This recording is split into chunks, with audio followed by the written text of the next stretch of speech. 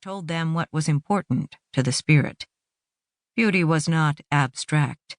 It was in a concerto by Bach, and came to humans through the delicate organs of the ear. It was in the sight of a naked body, or the New England hills in autumn, and came to humans through the fastidious complexities of the eye. It was in the water after thirst, laughter after loneliness, embrace after absence. Messages came to the human spirit through the body. Peter Taylor believed that a few minutes of kneeling would do more to convince his congregation of God's supremacy than all the words of his sermon. But he was old-fashioned, and his congregation, for the most part, was not. Most of his parishioners were attractive and educated and affluent. Many were chic, facile, even lecherous. Life was too easy for some of them. Sometimes he wanted to ship them all off to live for a year in Harlem or India. But mostly he loved them, and he knew they had their share of sorrows and more than their share of sins. They were a continual challenge to him. There was always something going on, even in this small and comfortable town, which brought him to a full test of his intellectual and ecclesiastic abilities. For he was a modern minister, and he knew there were seldom simple answers to human questions.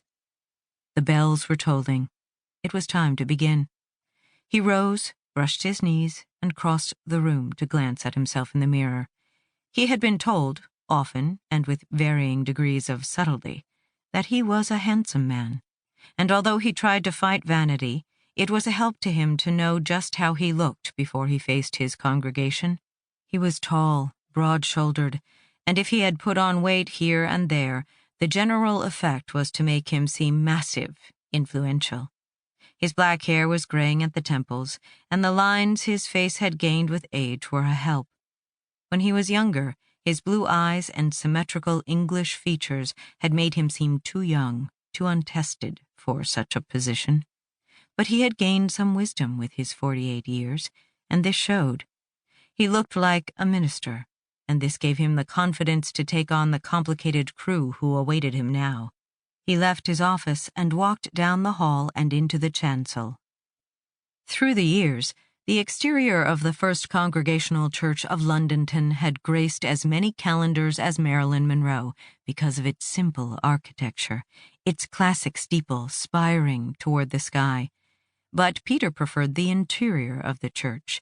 He believed no one on earth could enter this sanctuary without feeling an exaltation of spirits and an attending leap of faith, if not in the reality of God, at least in the reality of grace.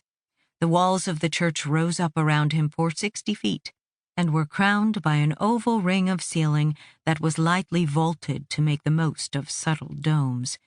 The walls and ceilings were soft white in color, simply ornamented by a rim of wood painted gold.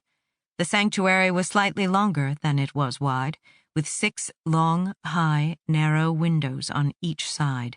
These windows were matched by 6 columns with composite capitals, which were set in the semicircle of the chancel itself. The pews were hardwood, painted white. The floor was covered with a deep red carpet that spoke more of old and dignified elegance than the expense. The beauty of this church was not in any superficial decorations, but in the basic architecture itself.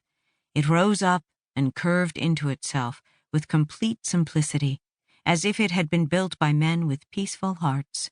The building was situated so that on cloudless days the sun streamed into the first 3 windows on the right-hand side, making the burled cherry wood of the altar and the flowers on either side of it lustrous with light. Many members of Peter's congregation complimented him on the beauty of that delineated radiance, as if he were personally responsible for the focused beam of light.